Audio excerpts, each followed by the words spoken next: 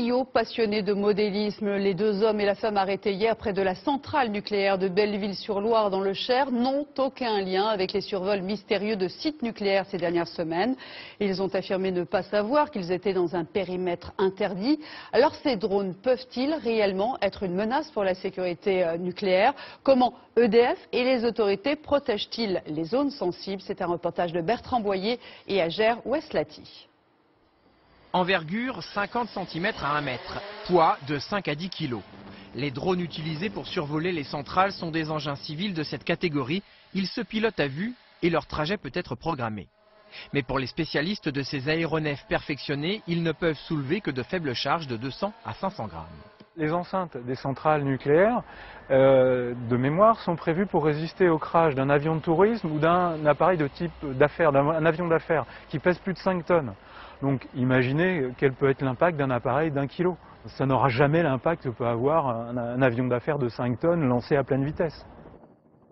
Les centrales françaises peuvent en effet subir le crash d'un petit avion.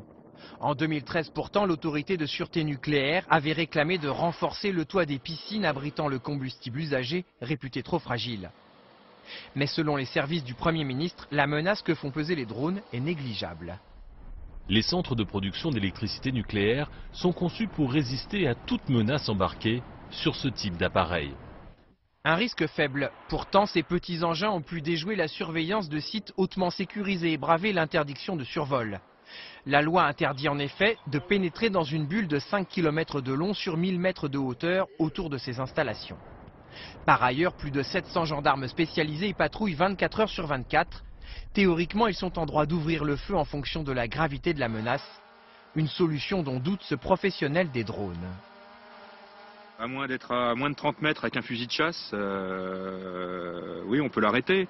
Mais je vois mal un sniper tirer sur un appareil comme celui-ci qui peut se déplacer jusqu'à 50 km/h. Si les intrusions de drones ne semblent pas constituer pour l'instant une réelle menace, elles révèlent cependant des failles évidentes dans la sécurisation de ces sites extrêmement sensibles.